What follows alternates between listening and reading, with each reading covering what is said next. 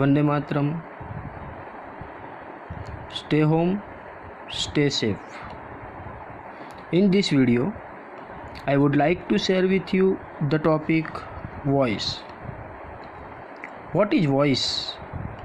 Voice क्या है? तो उसकी हम डेफिनेशन पहले देख लेते हैं. Voice is a form of verb, not a sound, which project its subject as the doer of an action and the receiver of an action. दोस्तों ये डेफिनेशन है जिसमें मैंने 3 अंडरलाइन किए, 1, 2 और 3. अब इन तीनों का मीनिंग पता करते हैं. पहले फॉर्म ऑफ वर्ब मीन्स क्रिया का रूप. अब हमें क्रिया का रूप तो पता ही है. अब जो कन्फ्यूजन है इन दोनों के बारे में है. The doer of an action means क्रिया करनार, the receiver of an action means क्रिया प्राप्त करनार. अब करनार और प्राप्त करनार में क्या डिफरेंट है वो हम एक एग्जाम्पल द्वारा समझने की कोशिश करेंगे. ये एग्जाम्पल है जिसका मीनिंग सेम ही होता है, पर एक वर्ड ऐसा है जो दोनों सेंटेंस को अलग करता है. अलग मीन्स मीनिंग नहीं, पर the doer of an action and the receiver of an action वो हमें बताता है. देखते हैं, नरेंद्र मोदी जी ने हमारे देश में लॉकडाउन किया हुआ है. ठीक है. अब वही सेंटेंस मैंने अलग तरीके से लिखा है. मीनिंग सेम ही है, पर आपको देखना है कि कौन सा एक वर्ड है जो इसमें ऐड हुआ है. हमारे देश में लॉकडाउन नरेंद्र मोदी जी द्वारा किया हुआ है. अब यहाँ पे डिफरेंट पता करते हैं. नरेंद्र मोदी जी ये वर्ड जो है यहाँ पे भी है, नरेंद्र मोदी जी. हमारे देश में ये वर्ड्स यहाँ पे भी है, हमारे देश में. लॉकडाउन लॉकडाउन भी है, किया हुआ है वो यहाँ पे भी है, किया हुआ है. तो एक वर्ड जो ऐड हुआ है वो है द्वारा, मीन्स बाय. तो अब एक नॉर्मल चीज़ है कि आपको याद रखना है कि जिसमें बाय नहीं आता, जो सेंटेंस में बाय नहीं आता वो हमारा है the doer of an action, और जिसमें बाय आता है वो है हमारा the receiver of an action means के बाय.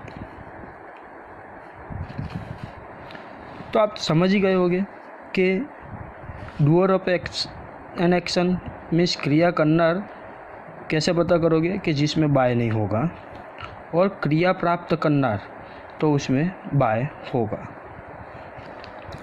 अब यहाँ पे वॉइस के 2 प्रकार है. There are 2 types of voice. एक है एक्टिव वॉइस, दूसरा है पैसिव वॉइस. अब इन दोनों का डिफरेंट क्या है? सेम चीज़. एक्टिव वॉइस कैसे पता करोगे कि जिसमें बाय नहीं होगा, मीन्स के the doer of an action. और पैसिव वॉइस कैसे पता करोगे कि जिसमें बाय होगा, मीन्स के the receiver of an action. Active voice और पैसिव वॉइस की हम डेफिनेशन देखते हैं. पहले एक्टिव वॉइस की देखते हैं. When a form of verb project its subject at the doer of an action, जैसे हमने पहले देखा था, at the doer of an action, then the form of verb is called active voice. Means के क्रिया करनार जिसे हम एक्टिव वॉइस कहेंगे, जिसमें बाय नहीं होगा. अब दूसरा देखते हैं passive voice. The form of verb project its subject at the receiver of an action. ये receiver of an action means के बाय वाला. It is called passive voice, कि जिसमें बाय यूज होगा, मीन्स के क्रिया प्राप्त करनार, जिसे हम पैसिव वॉइस कहेंगे. अब दोस्तों एक्टिव वॉइस में से जब पैसिव वॉइस हम बनाते हैं तो उस टाइम हमें ये 2 चार्ट याद रखने हैं। चार्ट 1 है सब्जेक्ट का, ये सब सब्जेक्ट है, ये नहीं है, ये सब सब्जेक्ट है। तो मान लो कि आप एक्टिव वॉइस में से पैसिव वॉइस बनाते हो, तो एक्टिव वॉइस में जब सब्जेक्ट ही दिया है तो उसका होगा by him, she by her. अगर कोई नाम दिया है तो वो नाम ही रहेगा। ईट दिया है तो बाय ईट, यू दिया है तो बाय यू, वी दिया है तो बाय अस, दे दिया है तो बाय देम, आई दिया है तो बाय मी। ये है सब्जेक्ट पूरे। अब दूसरे चार्ट पे आते हैं हेल्पिंग वर्ब। ये एक्टिव वॉइस है, ये पूरा पैसिव वॉइस। 3 टेंस है हमारे, present tense, past tense, future tense. Present tense की बात करते हैं। अगर एक्टिव वॉइस में डू डज दिया है तो उसका हो जाएगा am is are. Am is are दिया हुआ है तो उसका होगा एम इज आर, वो तो लिखना ही है, साथ में बीइंग यूज करना है हमें पैसिव वॉइस में। हैज हैव दिया है तो has have plus been, been add करना है। अगर हैज हैव बीन दिया है तो उसमें हमें कोई चेंजेस करने नहीं है, सेम वही रहने देना है। ये हुई प्रेजेंट की बात। अब पास्ट में आते हैं। सेम जैसे हमने ऊपर देखा वही नीचे डिड है तो उसका होगा वॉज वेयर। अगर वॉज वेयर है तो वॉज वेयर बीइंग, जैसे हमने यहाँ पे एम इज आर में देखा था कि am is are plus being होता था, तो वॉज वेयर तो was were plus being, being add होगा, यहाँ पे भी बीइंग ऐड हुआ है। नीचे हैड तो हैड बीन, जैसे हैज हैव में था हैज हैव प्लस बीन तो बीन ऐड हुआ, तो यहाँ पे भी बीन ऐड होगा। हैड बीन अगर दिया है तो उसमें कोई चेंजेस नहीं होगा, सेम ही रहेंगे। अब आते हैं फ्यूचर टेंस में। विल सेल तो विल सेल बी होगा पैसिव वॉइस में। विल सेल हैव तो will sell have been add करना है हमें। विल सेल बी दिया है तो उसमें कोई चेंजेस नहीं है। विल सेल हैव बीन दिया है तो उसमें भी कोई चेंजेस नहीं है। और कैन दिया है तो कैन बी यूज़ करना है। मे दिया है तो मे बी, शुड दिया है तो शुड बी, वुड दिया है तो वुड बी, माइट दिया है तो माइट बी, मस्ट दिया है तो मस्ट बी। मिस के बी हमें पीछे पैसिव वॉइस में ऐड करना है। अब दोस्तों स्ट्रक्चर देखते हैं एक्टिव वॉइस और पैसिव वॉइस का। एक्टिव वॉइस का स्ट्रक्चर ये है, पहले सब्जेक्ट आएगा, जो हमारे ये सब्जेक्ट है पूरे, ये सब्जेक्ट एक्टिव वॉइस वाले, ही, सी, नेम, ईट, यू, वी, दे, आई।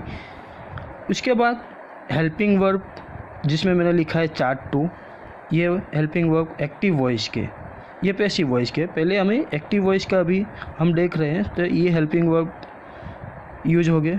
उसके बाद वर्ब जो क्रिया होगी वो, उसके बाद ऑब्जेक्ट। अब जब एक्टिव वॉइस में से हम पैसिव वॉइस बनाते हैं तो चेंजेस क्या होंगे? सिर्फ सब्जेक्ट और ऑब्जेक्ट की जगह चेंज होगी, हेल्पिंग वर्ब और वर्ब की जगह चेंज नहीं होगी, वो ध्यान रखना है। मतलब सब एक्टिव वॉइस में सब्जेक्ट जो आगे था वो पीछे चला जाएगा और ऑब्जेक्ट जो पीछे था वो आगे आ जाएगा।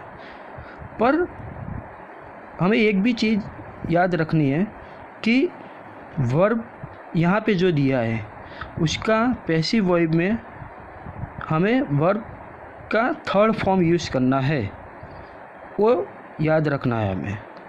थर्ड फॉर्म भूलना नहीं है, वर्ब का थर्ड फॉर्म यहाँ पे यूज़ करना है हमें। उसके बाद बाय आएगा, उसके बाद सब्जेक्ट जो था वो लास्ट में आ जाएगा। पहला एग्जांपल हम देखते हैं। 4 एग्जांपल मैंने लिए हैं, सभी की रीत अलग अलग है, तो ध्यान से देखना है आपको चारों एग्जांपल, तो आपको पता चल जाएगा कि वॉइस का मीनिंग क्या है। एक्टिव वॉइस का एक एग्जांपल लिया है मैंने, ही इज स्पीकिंग इंग्लिश। ही हमारा सब्जेक्ट है जो हमने ये लिया है एक्टिव वॉइस में से ही।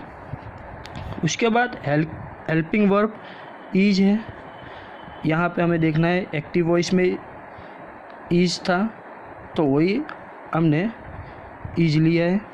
उसके बाद वर्ब स्पीकिंग और ऑब्जेक्ट हमारा है इंग्लिश।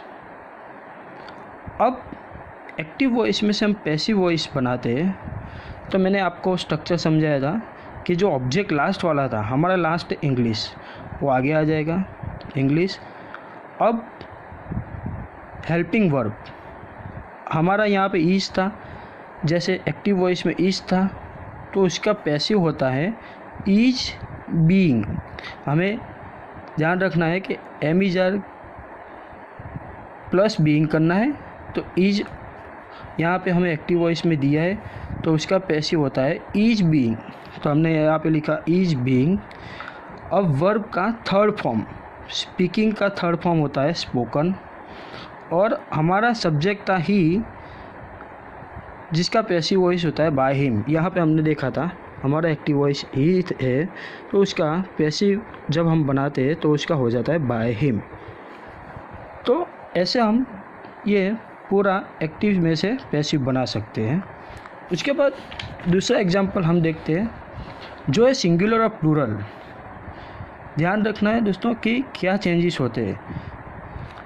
एक्टिव वॉइस में सेंटेंस ये है कि I have seen the Taj Mahal. अब स्ट्रक्चर पे आते हैं। हमने पहले भी बताया था जो ऑब्जेक्ट है वो आगे आ जाएगा द ताजमहल, उसके बाद हेल्पिंग वर्ब। पर अभी यहाँ पे देखना है दोस्तों, आपको हैव है तो हमने यहाँ पे हैज लिखा है। क्यों? क्योंकि आई के साथ हैव आता है, पर हमारा यहाँ पे सिंगुलर है द ताजमहल, उसके हिसाब से हैज हो जाएगा। ये प्लूरल है, उसके हिसाब से हमें हैव नहीं लिखना है, पर ताजमहल जो हमारा सिंगुलर है तो हैव का सिंगुलर हो जाएगा हैज। फिर बीन लिया है, यहाँ पे आप देख सकते हो कि हैज हैव एक्टिव में होता है, तो पैसिव बनाते हैं जब, तो हम has have plus been add करना है, तो हैज उसके बाद बीन ऐड किया। ये वर्ब का थर्ड फॉर्म ही है सीन, तो सीन। उसके बाद आई, हमें आगे देखा हमने कि जो सब्जेक्ट है वो पीछे चला जाएगा, तो आई का हो जाएगा बाय मी। जैसे हम आगे देख सकते हो चार्ट 1 में आई का हो गया है बाय मी।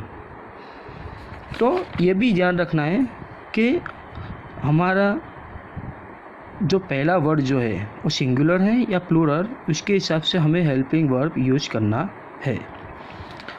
अब आते हैं तीसरे एग्जाम्पल, जिसमें हेल्पिंग वर्ब नहीं दिया होगा, तो उसमें आप क्या करोगे देखते हैं। अब ही ड्राइव्स कार, ये एक्टिव वॉइस हमारा ही ड्राइव्स कार। अब यहाँ पे हमारे पास दिक्कत ये है कि ऑब्जेक्ट कार जो है वो तो हमने लिख दिया, पर अब हमारे पास हेल्पिंग वर्ब नहीं है। तो दोस्तों ये दो ही चीज़ में होता है, एक प्रेजेंट इंडेफिनिट और पास्ट इंडेफिनिट। अगर प्रेजेंट इंडेफिनिट अफर्मेटिव में डू डज नहीं आता, पास्ट इंडेफिनिट में डिड नहीं आता। मतलब हम ये एग्जांपल एक्स वाला समझ लेते हैं, मतलब हेल्पिंग वर्ब को एक्स मान लेते हैं। अब हमारे पास एक्स में दो ऑप्शन है, डू डज या फिर डिड। दो ऑप्शन हमारे पास है, डू डज या फिर डिड। अब आप डू डज यूज़ करोगे या डिड, तो आपको टेंस से पता चलेगा। हमारा यहाँ पे वर्ड है ड्राइव्स, एस लगा हुआ है मतलब प्रेजेंट, तो हमें ये पता चल गया है कि डू डज आएगा। अब डू डज एक्टिव वॉइस में होता है, तो उसका पैसिव वॉइस होता है एम इज आर। इन तीनों में से हमें एक लेना है, ठीक है। आई के साथ एम आता है, सिंगुलर के साथ इज, प्लूरल के साथ आर। और तो हमारा यहाँ पे जो वर्ड है कार, मिस इट सिंगुलर है, कार एक ही है, तो इसके हिसाब से ई यूज होगा। अब ड्राइव्स, उसका थर्ड फॉर्म ड्राइवन। अब ही जो हमारा सब्जेक्ट था वो पीछे चला जाएगा, तो ही का हो जाएगा बाय हिम। जैसे हमने आगे चार्ट में बताया था, ही का हो जाएगा बाय हिम। अब लास्ट एग्जांपल में हम आते हैं। कई बार ऐसा होता है कि बहुत बड़ा सेंटेंस दिया होता है, तो उसमें दिक्कत ये आती है कि इसमें करें तो क्या करें। कई बार आप सोच लेते हो कि लास्ट वर्ड जो दिया है वो हम आगे रख देंगे तो हमारा सेंटेंस बन जाएगा, तो गलत चीज़ है। तो वो भी हम यहाँ पे समझने की कोशिश करते हैं। एक एक्टिव वॉइस में एक सेंटेंस दिया है मैंने, they should book the ticket well in advance. अब यह बहुत बड़ा सेंटेंस है, तो आपको टेंशन लेने की ज़रूरत नहीं है। आपको सिर्फ सेंटेंस के पहले 4 वर्ड पे नंबर डाल देने हैं। दे नंबर 1, दूसरा वर्ड है हमारा शुड, तीसरा है बुक, चौथा है द टिकट। 4 वर्ड हो गए, उसके बाद का जो सेंटेंस है वो हमें ऐसे ही छोड़ देना है, मतलब उसको ध्यान में रखना नहीं है, ऐड करना है, पर उसको हमें पैसिव वॉइस में कुछ ट्रांसफ़र करना नहीं है। अब जो ट्रांसफ़र करना है हमें एक्टिव में से जो पैसिव बनाने हैं वो ये 4 वर्ड को ही बनाना है हमें। सब्जेक्ट हमारा है, उसके बाद है ये हेल्पिंग वर्ब, उसके बाद वर्ब और ऑब्जेक्ट, ये अदर वर्ड्स है, मीन्स के पीछे जो एक्स्ट्रा दिए हैं वो। तो हमें 4 वर्ड्स जो है उसको हम पैसिव वॉइस बनाने की कोशिश करेंगे। हमारा ऑब्जेक्ट है जो आगे आएगा, द टिकट्स, तो द टिकट्स। अब यहाँ पे शुड दिया है, मैंने आगे भी बताया था कि यहाँ पे शुड है तो उसका पैसिव वॉइस होगा शुड बी, तो हमने बनाया शुड बी, यहाँ पे शुड बी लिखा है। बुक का 3rd फॉर्म हो जाएगा बुक्ड। दे का हमने पहले बताया था कि सब्जेक्ट पीछे जाएगा, बाय देम, दे का हो जाएगा बाय देम, जैसे हमने यहाँ पे लिखा है दे का हो जाएगा बाय देम। अब जो बचा हुआ सेंटेंस है वेल इन एडवांस, वो हमें पीछे ज्वाइन कर देना है वेल इन एडवांस। तो ये हमारा पैसिव वॉइस हो गया। तो दोस्तों आशा रखता हूँ कि आपको वॉइस समझ में आ गया होगा। Thank you for watching.